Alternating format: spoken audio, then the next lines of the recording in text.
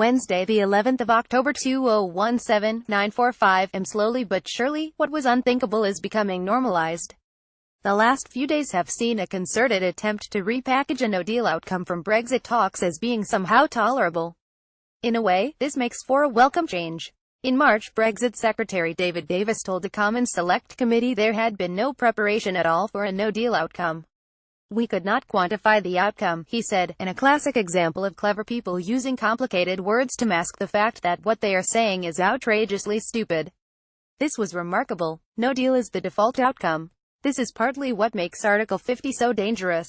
It demands that a huge political and economic negotiation is undertaken to an impossible timetable, with failure weighing disproportionately on the smaller partner. Former civil servants were aghast at the idea that no preparation had been done for the default outcome. That, after all, is how the majority of political planning operates. It works out from the default to start mapping out the effective actions to change it. Now things have changed. This week, no deal has come into its own. The government rushed out white papers on trade and customs in which it outlines what the preparations would look like. Theresa May made clear it was one of the options Britain could take, saying it is also our responsibility as a government to prepare for every eventuality. A large minority of Tory MPs seem to be struggling to mask their enthusiasm about it. On radio, the one or two business leaders who could countenance it are wheeled out to say it'll be fine, in exactly the same manner as they assured us last year we'd definitely get a deal with the EU. There is an appearance of balance, of roughly equal validity to both sides of the debate. Online, seemingly sensible conservative commentators say May's approach to no-deal prep is wise, whereas allowing temporary ECJ jurisdiction during transition is dangerous. Opinion former news if only they really were evaluating no-deal. But dig past the chatter and look at the work and you'll find nothing there. 10. Here's the hardcore no-deal porn for Brexit extremists in a brown paper envelope marked contingency scenario to get past censors. Pic.twitter.com Tionamuyo, Steve Pearce at Steve Pearce October 9, 2017 12 The government can't explicitly admit that no deal necessarily means a hard border in Northern Ireland. But 5.45 comes close. Pic.twitter.com 87H7GSVS3, Steve Pearce at Steve Pearce October 9, 2017 This is not preparation, or even a contingency plan. It is a mild and very short overview of areas of concern. The language is soothing. We'd just have to fill out a few more forms. And the border in Ireland will be fine, because everyone wants it to be. This is a PR exercise. It's not even really being undertaken to convince the Europeans we'd do it. They know we wouldn't, and if we would, we'd be the victims. This is to satisfy the crazed emotional urges of backbench Tory MPs who have willfully failed to understand the consequences of the political demands they are making.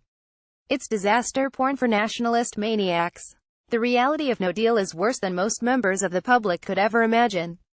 For most people, no deal sounds like the status quo, just with no special benefits. That's why the phrase no deal is better than a bad deal was so seductive. But in truth, no deal is much, much worse than the status quo. This is Brian Strutton, General Secretary of the British Airline Pilots Association BALPA. A no deal. I'll note he is less sanguine about it than Tory MPs or right-wing bloggers. The entire UK aviation sector, which employs nearly 1 million people and carries more than 250 million passengers per annum, would be devastated by a Brexit no deal. UK airlines could find they have to stop flying. It's that serious. It is utter madness for anyone to think that a Brexit no deal would be anything but a total disaster for our world-leading UK aviation sector and beyond. After all, without air cargo we will not be able to export or import freely. Pulling out of the EU aviation system without a stopgap arrangement would mean air carriers can only fly between the UK and their country of origin. UK airlines would lose their ability to fly between other EU member states. And that's not even to mention the legal requirements by third parties, like the US demand for passenger data ahead of flights, which is currently under an EU umbrella. Unless there is a deal on that, there will be no flights from the UK to the US either. A no-deal outcome means a border in Ireland. The British can claim they would not set one up and they can mean it, but someone is going to take the Republic of Ireland to the ECJ because it is allowing a massive open channel into the single market by a third-party state, and they are going to win that case. Then, as point of law, a border will have to be built. This is the reality. No deal means that punishing tariffs will be imposed on agricultural goods. British food producers will lose competitive access to their largest export market, so they will try to raise their domestic prices to make up for it. Most will go out of business. In manufacturing, products will soar in price. It's not just the 10% tariff on the finished car, but the tariffs on the component parts too. In addition, there are heavy bureaucratic costs to the country of origin checks manufacturers will have to undertake.